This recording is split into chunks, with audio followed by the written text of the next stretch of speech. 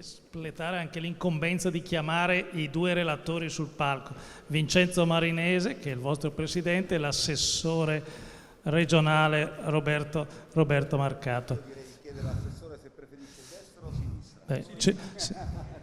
Sì, mi sembra del tutto impropria come collocazione, comunque non corrisponde certamente, cioè nel senso che non sei certamente la mia sinistra. Prego.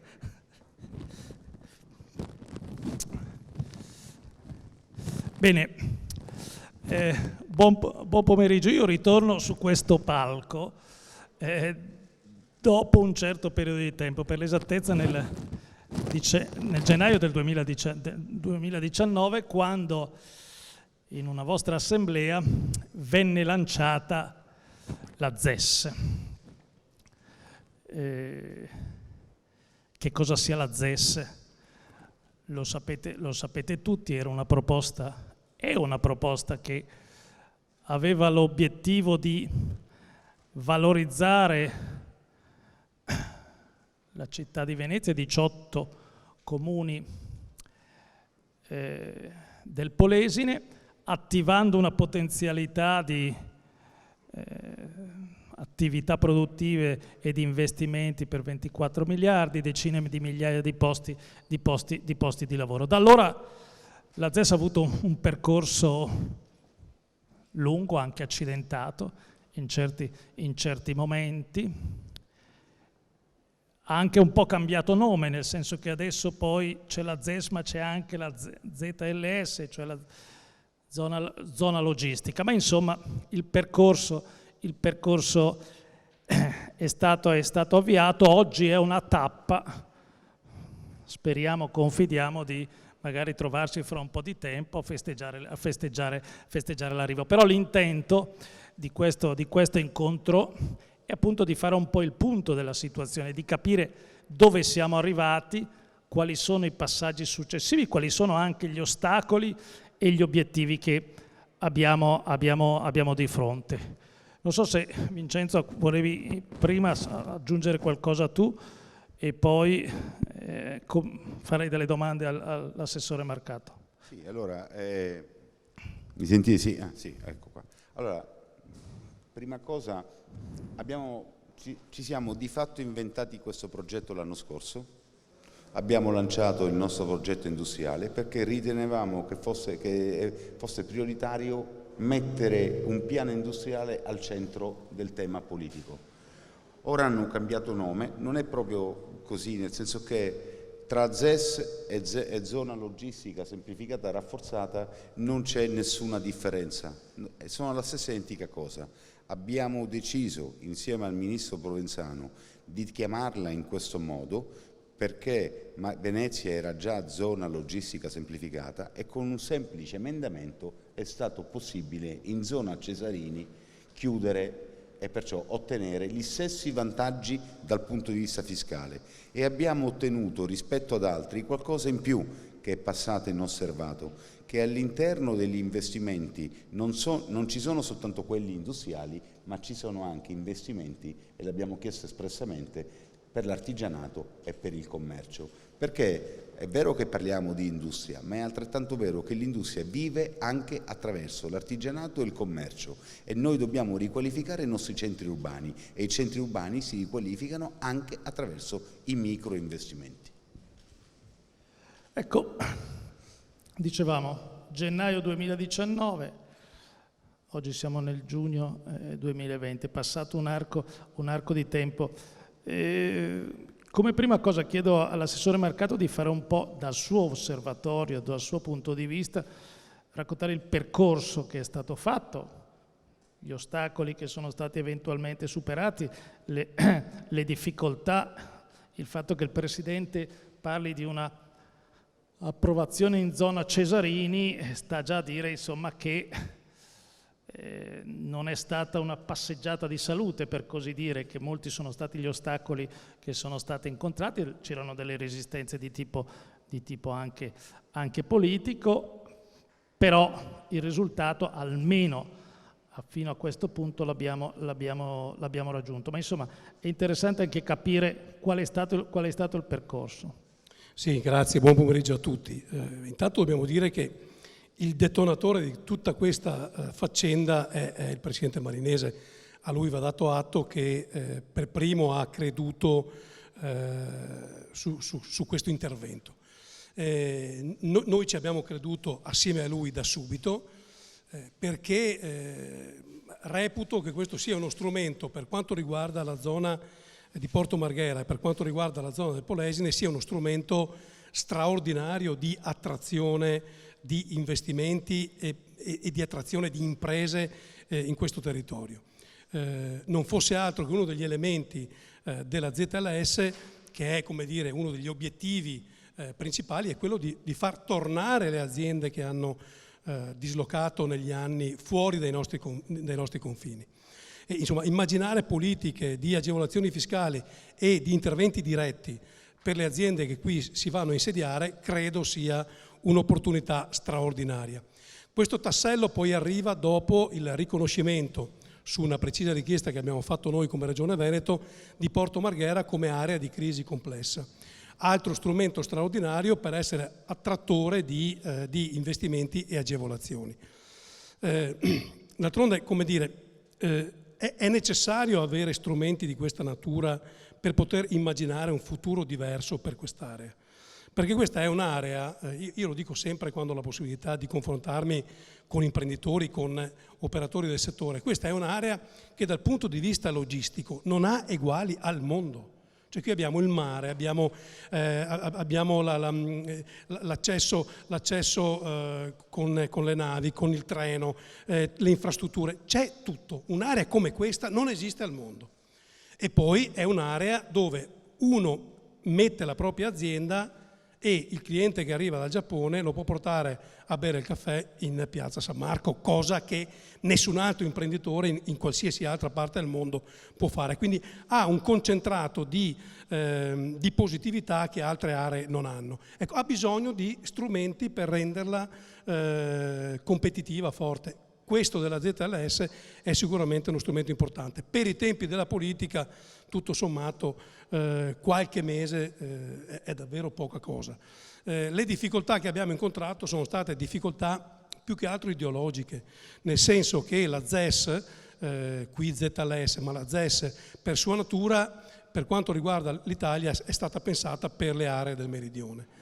E quindi si faceva fatica a far capire a chi poi nel Parlamento avrebbe dovuto prendere questa decisione, far capire loro che qua ci sono aree che hanno bisogno delle stesse attenzioni di alcune aree del meridione e non volevano dare questo strumento per l'area di Porto Marghera del Polesine.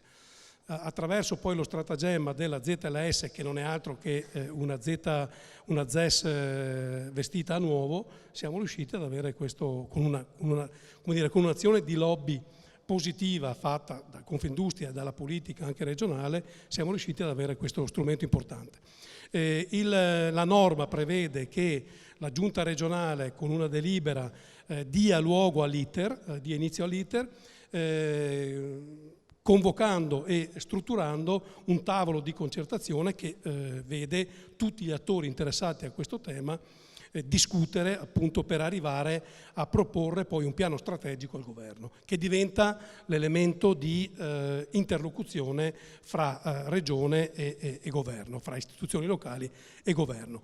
L'abbiamo fatto e abbiamo voluto farlo proprio durante il periodo del Covid per dare un segnale di vitalità del nostro territorio. Abbiamo convocato il tavolo, abbiamo invitato tutti, devo dire che hanno partecipato tutti, quindi sindaci, amministrazioni, Confindustria, associazioni, camere di commercio, tutti gli interessati, e in quel tavolo abbiamo formalmente dato l'incarico alla Camera di Commercio perché elabori questo piano strategico. Adesso siamo in attesa dalla Camera di Commercio della proposta finanziaria. Noi siamo già pronti, nel senso che ovviamente l'abbiamo condiviso politicamente, figuriamoci se non metteremo a disposizione le risorse che servono per costruire questo piano strategico. Una volta che ci quantificheranno il tutto, noi siamo pronti, facciamo la delibera e si parte. L'auspicio sarebbe quello di arrivare magari a breve a questo. Lei prima, Assessore, diceva che alcuni mesi per i tempi della politica sono tutto sommato poca cosa. Purtroppo Sappiamo per esperienza che i tempi della politica e i tempi dell'economia spesso mal si conciliano, in particolare in una fase come questa, in cui un intervento con queste caratteristiche sarebbe quanto mai necessario. Allora chiedo sia all'assessore che al Presidente se la sentono di fare una previsione temporale sul percorso e sull'approvazione definitiva di questa zona. Chi osa? Prego, Presidente. No, allora io dico questo, 3 cose semplici. La prima, il nome mi piace perché così se la ZES al sud non funziona, noi diciamo la nostra è un'altra roba, perciò già creiamo uno spartiacque. La seconda è che non ce lo può togliere più nessuno, cioè molti mi chiedono si farà? La risposta è sì, perché il piano strategico a cui faceva riferimento l'assessore Marcato è un piano strategico che vede un indice che è già in un decreto e pertanto quando viene deliberato in giunta e viene consegnato al Ministro del Sud, il Ministro del Sud non può non approvarlo, e perciò è una partita che ci giochiamo soltanto qui in Veneto. Quando questo è un tema di tempi e dall'altra parte anche di iniziative, ovvero o di scadenze importanti, le elezioni. Io farei domani mattina, ma un piano strategico bisogna scriverlo e si deve scrivere bene, non è che possiamo scriverlo così. Perciò diciamo che entro ottobre, secondo me, il piano strategico è pronto. La prima giunta utile, teoricamente, dopo le elezioni, tanto qui le elezioni regionali non fa neanche campagna elettorale Zaia, perciò non vedo alcun patema d'animo. Marcato sì però, Marcato sì. Sì, ma Marcato si fa campagna elettorale, ma Marcato i voti li prende per induzione, perché è uno degli assessori più presenti in assoluto, però detto questo è una volontà della giunta attuale, intera, è una volontà dell'assessore Marcato che è stato il primo a averla portata in conferenza Stato-Regioni, perché mentre c'era un governo giallo-verde non ci dimentichiamo che Roberto, posso chiamarti Roberto davanti a casa mia, Roberto l'ha portato in conferenza Stato-Regioni con un governo che comunque dalla parte del color giallo non vedeva questa iniziativa bene, perciò io sono convinto che entro fine anno noi ce l'avremo.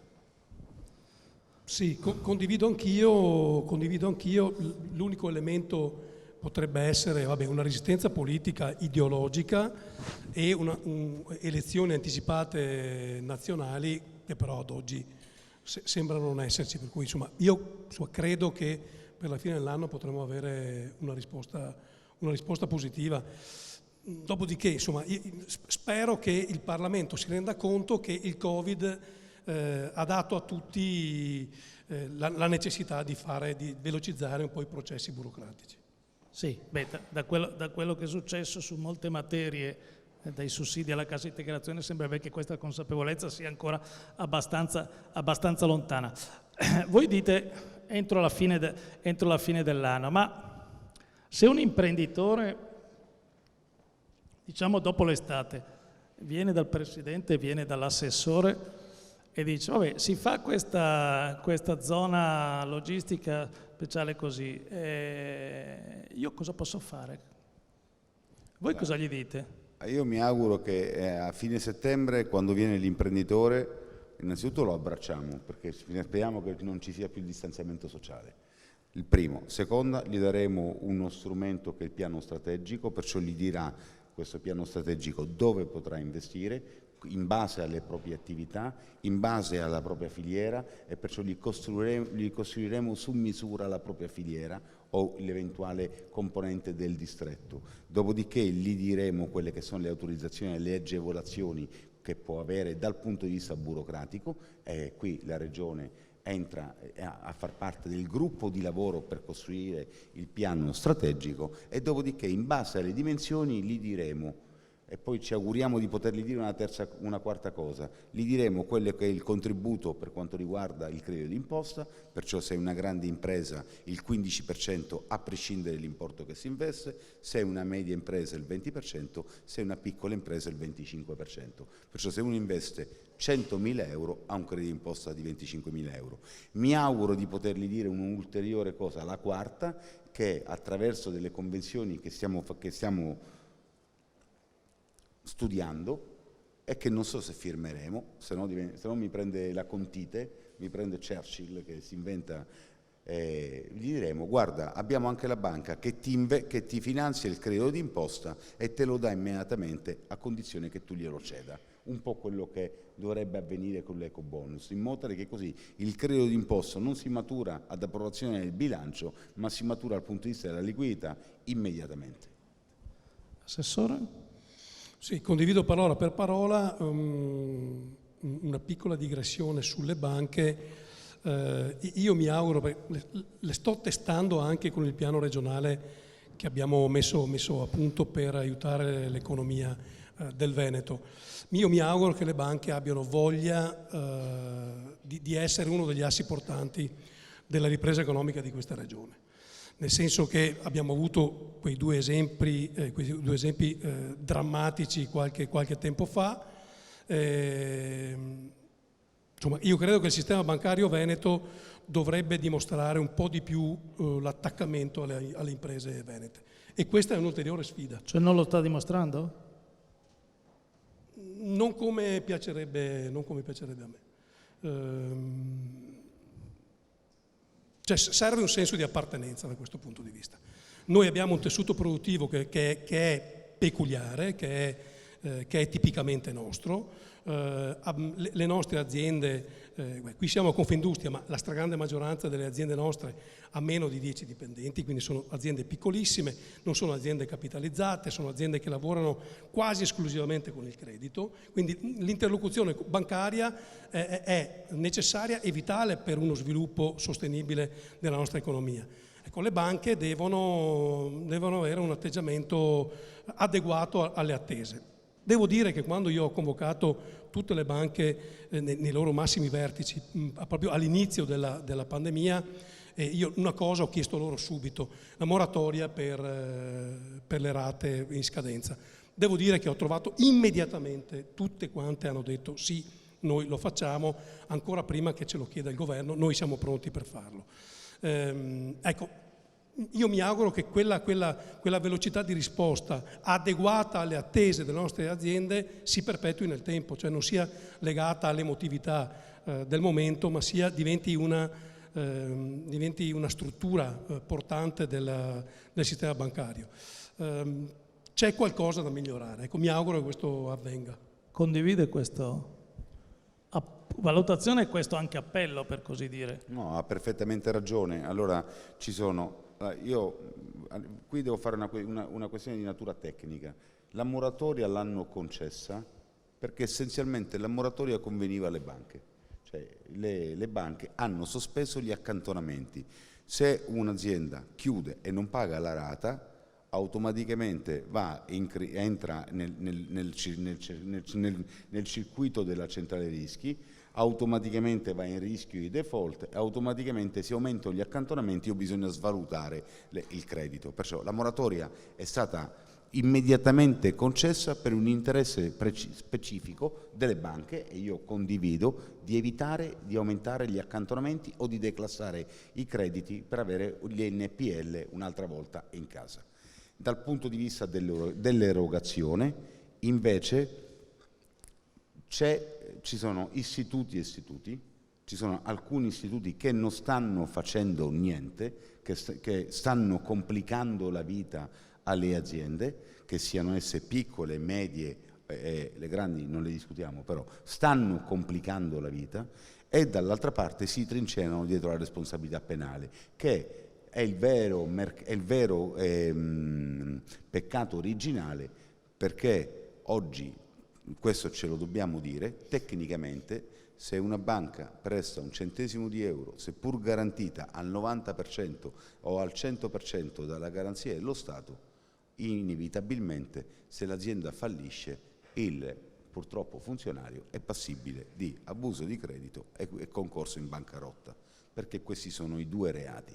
Bastava una banale frase non ideologica in cui venivano sospese tutti quelli che erano gli effetti dal punto di vista tecnico, dal punto di vista penale, e le banche non si sarebbero trincerate, perché a quel punto il governo con un decreto attuativo li avrebbe potuto mettere all'angolo. Invece oggi così non è e molti aspettano finanziamenti, erogazioni con banche che hanno tempi diversi, modalità diverse, politiche diverse, che purtroppo, come i sistemi di rating, sono sconosciuti a chi invece deve pagare lo stipendio il giorno dopo.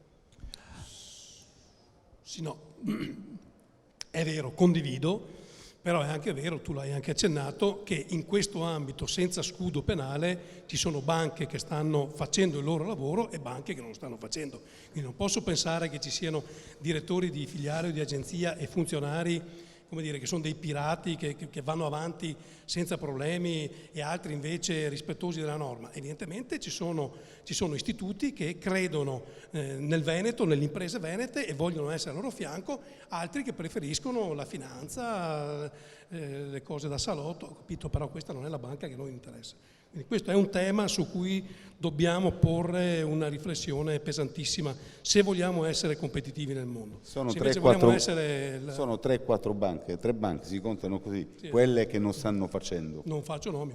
Cioè, sarei ovviamente tentato di chiedervi i nomi, ma so che non li fate, quindi evito io non li so, quindi. Io non li so, quindi certo. Sentite, non per amore di polemica, ma perché dagli errori, ammesso che errori siano stati fatti, si può solo imparare. In questo arco di tempo relativamente lungo, certo c'erano delle barriere ideologiche, c'erano degli ostacoli di tipo politico, non avete nulla da rimproverarvi, cioè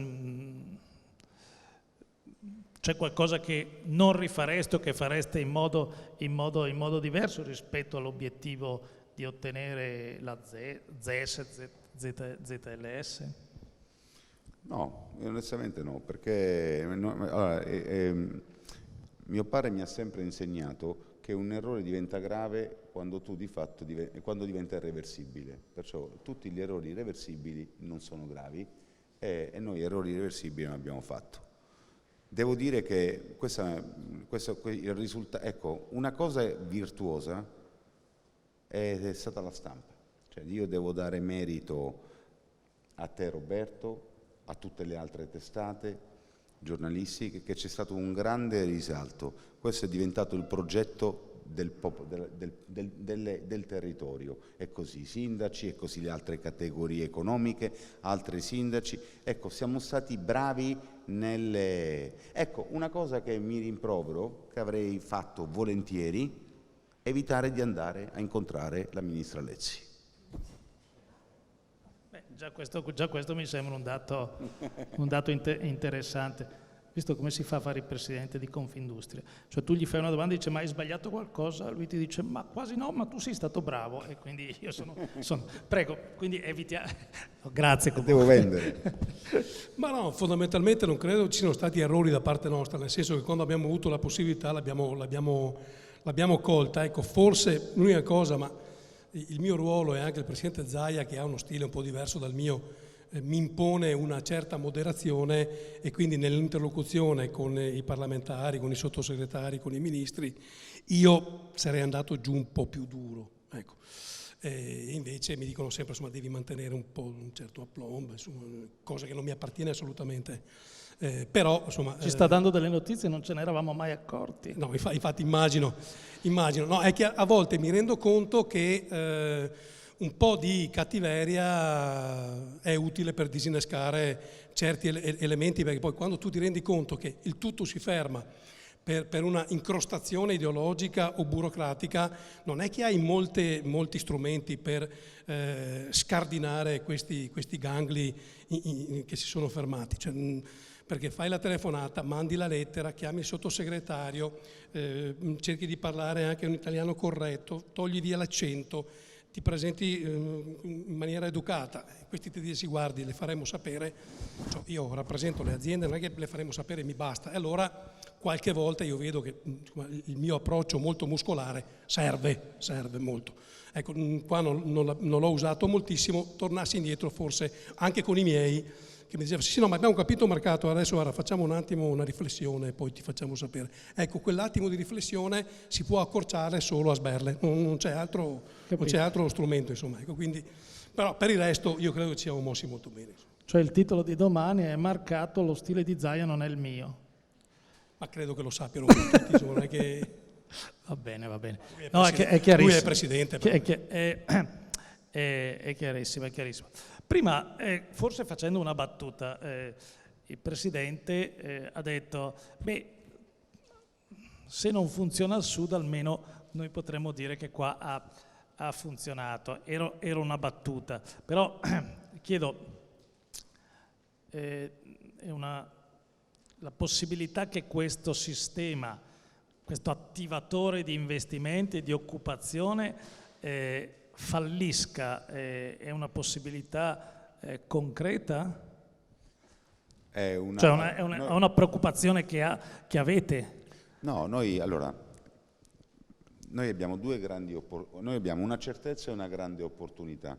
La certezza della grande opportunità non ne parla ancora nessuno, ecco perché corriamo e vogliamo la zona economica speciale, che ora dico. La certezza è che funzionerà, essenzialmente per una ragione, perché rispetto agli altri territori, in Polonia dove ci sono le zone economiche speciali, che sono tali e quali gli incentivi, forse in Polonia qualcosa in più, noi abbiamo un tessuto industriale forte, abbiamo un'infrastruttura importante, abbiamo le università, abbiamo un collegamento, abbiamo un tessuto di piccole e medie imprese, abbiamo una città straordinaria, cioè abbiamo le componenti nel piano industriale, le abbiamo studiate tutte. Perciò uno magari Varsavia è bella, però tra Varsavia e Venezia o Rovigo magari viene per qualche centesimo di euro in meno, viene a investire qua e viene a lavorare qua.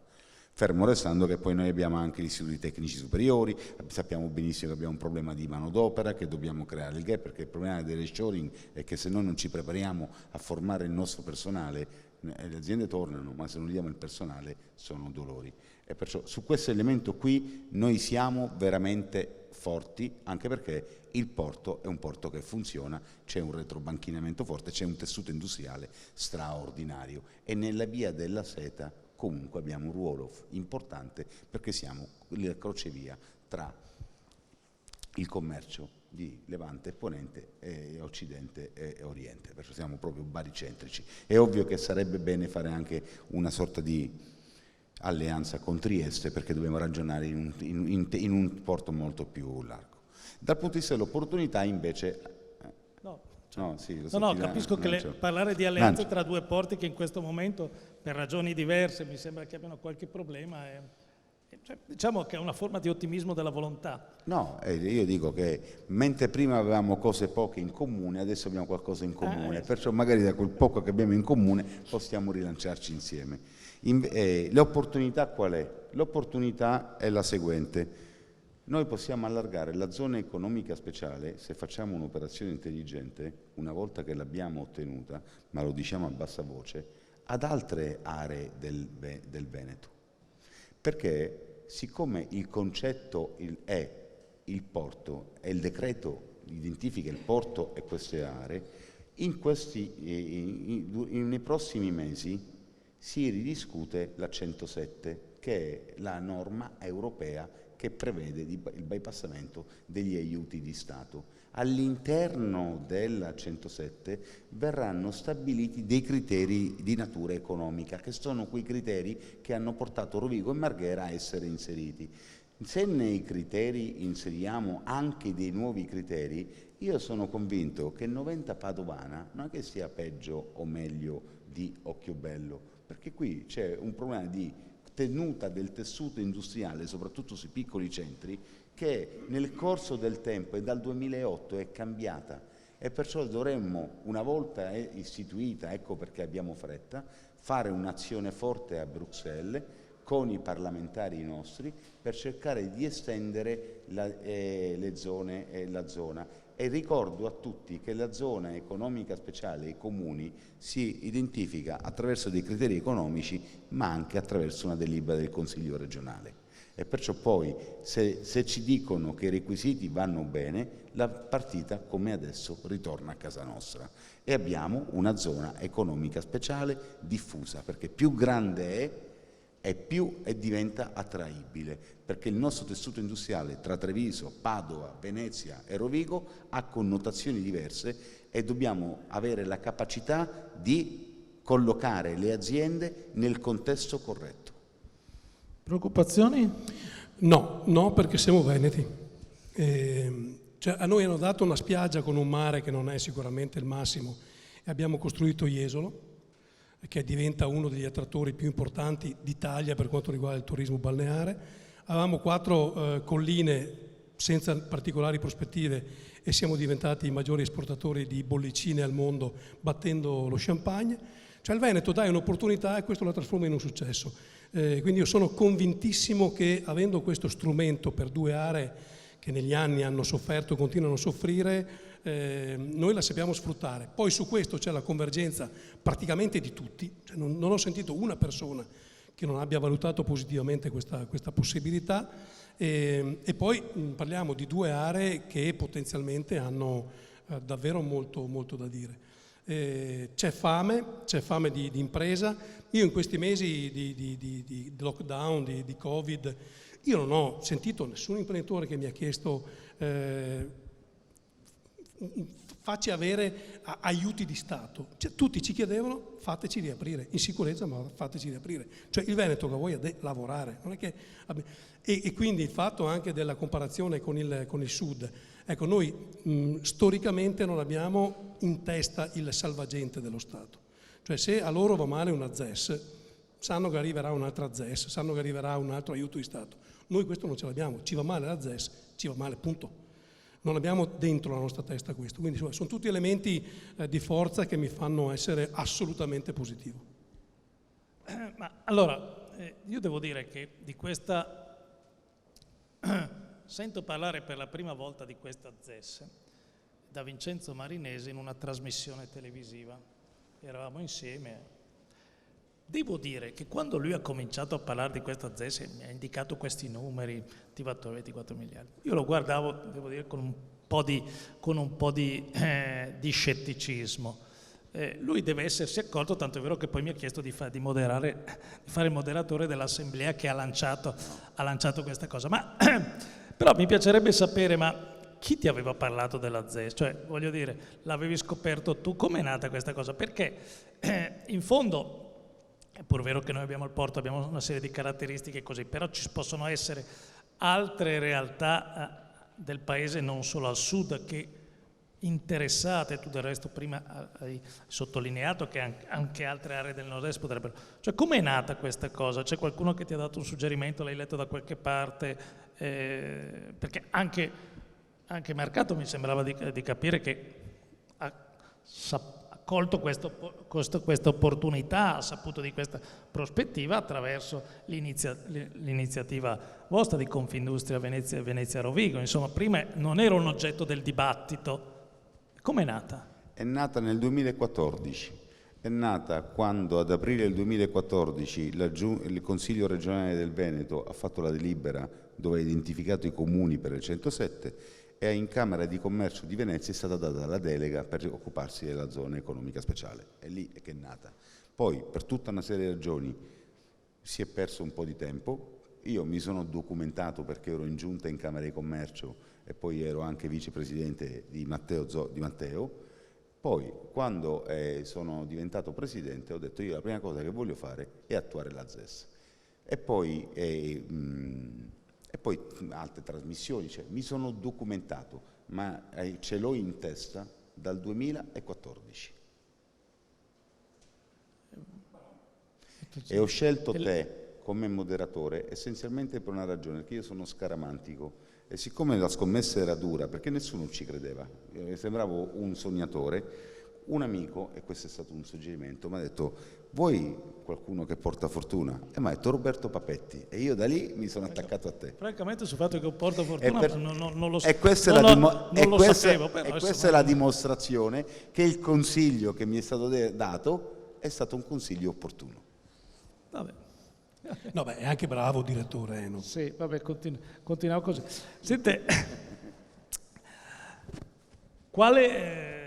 cerchiamo però di calare nel contesto, nell'attualità di oggi, un'azione di questo genere. Cioè il quadro del tessuto economico provato dal lockdown e dalla crisi, come può trovare nella ZES un volano di crescita? In altre parole, oggi c'è bisogno di investimenti, ma far partire un intervento, un'azione di questo genere, un intervento di questo genere in un contesto così difficile, così complicato, con per esempio un sistema bancario non in tutte le sue componenti, ma attestato chiaramente sulla difensiva, non rischia di essere un problema? No, perché noi abbiamo, in questo caso, guardando la situazione macroeconomica, oggi ero a pranzo con un manager importante che ha comprato un'area a Marghera e mi ha detto: se mi fanno fare questo investimento io rimango, se non me lo fanno fare sono costretto ad andare via, perciò c'è voglia di investimento. Io sono altrettanto convinto che molti, anche medie aziende, se potessero ritornare in Italia lo farebbero in un contesto un po' più agevolato, perché poi alla fine i problemi ci auguriamo che li risolvano.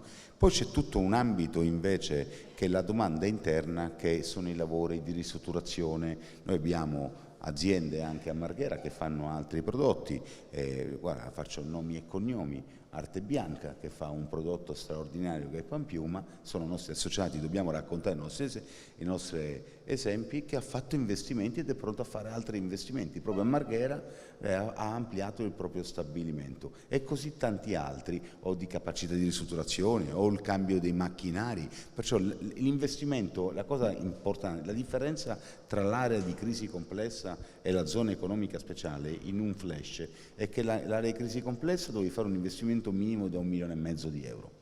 La zona economica speciale è libera, vale da 10.000 a 5 milioni, da 50.000 a 5 milioni. Nel momento in cui crei l'indotto ci sarà ovviamente una domanda, però sta anche alla nostra capacità di essere promotori, e perciò dobbiamo andare in giro a pubblicizzarla. Io voglio andare in Polonia a mettere nella ZES polacca il cartello ZLS Veneta. Vuoi rubare gli investitori ai polacchi? A me hanno detto, quando giocavo a piccolo, ero in Risico, metti le bandierine e poi piano piano li metti i soldatini e i cannoni. No, credo che siano proprio per quello che è successo con il coronavirus, credo che avere un'area dove viene ridotta al minimo la parte burocratica, ci sono agevolazioni fiscali, ci sono investimenti, il sistema ti aiuta a fare impresa, io credo che non abbia controindicazioni proprio per il periodo che stiamo passando, cioè dare la possibilità alle imprese di fare impresa aiutandole, insomma, credo che sia quello di cui si sente la necessità oggi. Secondo me è come dire, non lo sapevamo ovviamente, ma proprio per il coronavirus questa diventa ulteriormente importante e diventa ulteriormente un propellente per la nostra economia. E poi c'è il tema che se noi riusciamo a far decollare l'area del Polesine e l'area di Porto Marghera, cioè aiutiamo tutta l'economia del Veneto, perché noi abbiamo delle situazioni critiche, le abbiamo qui, le abbiamo in Polesine, le abbiamo nella Bassa Veronese, nella Bassa Padovana e nel Bellunese. Ma nel Bellunese, diciamo, con la prospettiva delle Olimpiadi, lì c'è già una potenzialità diversa. Sulla Bassa Padovana e Bassa Veronese stiamo lavorando per immaginare degli strumenti e delle dinamiche fatte ad hoc. E su queste altre 2 aree c'è la ZES, quindi mettere tutta l'area del Veneto in condizioni di poter essere competitiva fa bene a tutta l'economia del Veneto. Quindi io la vedo veramente come un'opportunità straordinaria questa. È ovvio che il porto deve funzionare, perché se il porto non funziona abbiamo sperperato tutto, perché la ZES è connaturata a quella. Perciò bisogna poter importare ed esportare. Ma il presidente di Confindustria ha qualche preoccupazione da questo punto di vista? Sì, molte preoccupazioni. Di che tipo? Si devono fare gli scavi, se non si fanno gli scavi le navi non entrano. E perciò già banalmente dobbiamo dotare il nostro porto di un'infrastruttura. Sono anni che discutiamo degli scavi. Dobbiamo iniziare a parlare del tema delle grandi navi, perché comunque dal punto di vista anche dell'impatto pubblicitario e mediatico, quando un grande armatore ti dice che se ne va, non è che dal punto di vista mondiale come reputazione ci fai una bella figura. Dobbiamo iniziare a credere nel porto e a riattivarlo dal punto di vista industriale, e perciò la parte della navigabilità diventa fondamentale, la parte dell'accessibilità diventa fondamentale, la parte della sicurezza diventa altrettanto fondamentale. E lei cosa fa, Assessore, per Noi tutto abbiamo questo? fatto l'ennesimo incontro definitivo sul protocollo fanghi, e ci hanno rinviato a una... L'ennesimo definitivo? Sì, l'ennesimo definitivo. Ogni volta è definitivo e il Ministero ci deve dare l'ok per il protocollo fanghi, e l'ultimo definitivo ci sono presi un po' di tempo per un ulteriore approfondimento. Vabbè, fermo. No, prego, no. Non faccia lo Zaia, dica. No, lo trovo drammatico, cioè, poi non si riesce a capire che questi protocolli sono necessari per poter portare a termine tutto, che ci servono, che bisogna portare a termine i marginamenti. Allora, i marginamenti che competevano alla Regione li abbiamo fatti e finiti. Serve questo tratto di marginamento per chiudere gli sversamenti inquinanti in laguna, che è di competenza dello Stato. Lo Stato addirittura fa una commissione parlamentare d'inchiesta per capire a che punto siamo. La commissione parlamentare, che è lo Stato, dice allo Stato: te che hai da fare i marginamenti, ci devi mettere i soldi. Lo Stato mi convoca, mi dice: Marcato, voi avete fatto i vostri? Sì. Cos'è che manca? I TUI allo Stato, che dico manca i TUI, ah sì, e cosa manca? I SCEI.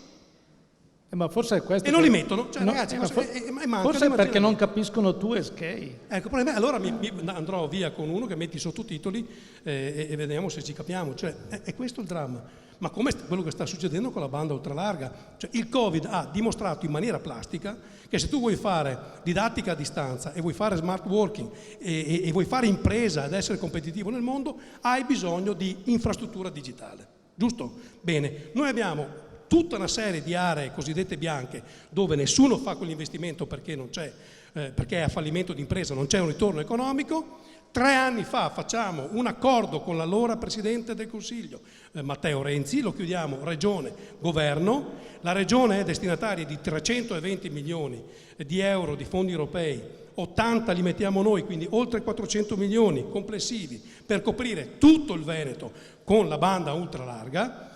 Il Mise ci chiama e mi dice: caro Assessore, devi fare in fretta perché capisci l'esigenza di questa banda ultralarga, quindi devi chiudere gli accordi con i comuni. Ciapo a macchina, fa il giro di tutti i comuni del mondo, chiudiamo gli accordi con i comuni, con le multi-utility, con le province, partiamo, il tutto doveva essere finito e terminato e allacciate le utenze nel 2020, siamo nel 2020, bene, Open Fiber, che ha vinto l'appalto del Mise, comunica che saranno in ritardo per tutte le regioni del Veneto, d'Italia, di 2 anni, quindi andremo al 2022, per il Veneto e la Lombardia, visto che siamo le regioni che hanno meno banda ultralarga di tutta Italia, 2023. Alla domanda precisa fatta in un'assemblea a Treviso davanti ai sindaci, a Open Fiber: ma mi volete dire per quale motivo siamo in ritardo, visto che ci sono i soldi, abbiamo una tecnologia avanzata per cui spariamo la fibra e questa passa nelle canaline che sono già esistenti, non spacchiamo neanche la strada, mi volete dire per quale motivo non lo facciamo? La risposta è stata, 2 punti, aperte virgolette, mettetevi il casco: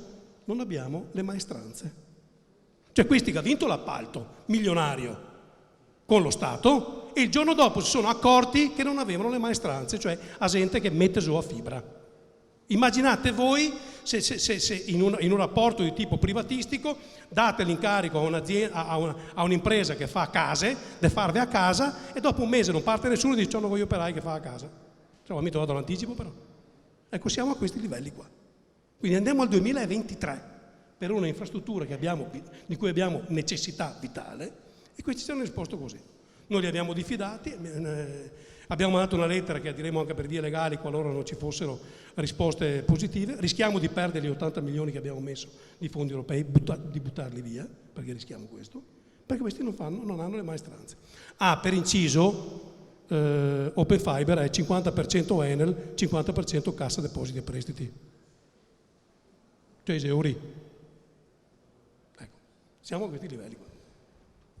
Bene, allora mi era stato dato come tempo le 18, vedo che siamo alle 18. Questa vicenda che ci raccontava adesso l'assessore Marcato non depone a favore di nessun progetto, e quindi speriamo che episodi come questi, ostacoli come questi, di non incontrarli sulla strada della ZES. Voi avete un punto di vantaggio, avete me come portafortuna, e quindi questo vi consentirà. Comunque, grazie per questa opportunità, e soprattutto grazie per questo ruolo che mi avete affidato. Non so, è una responsabilità importante. Comunque, è più importante ciò che avete detto voi.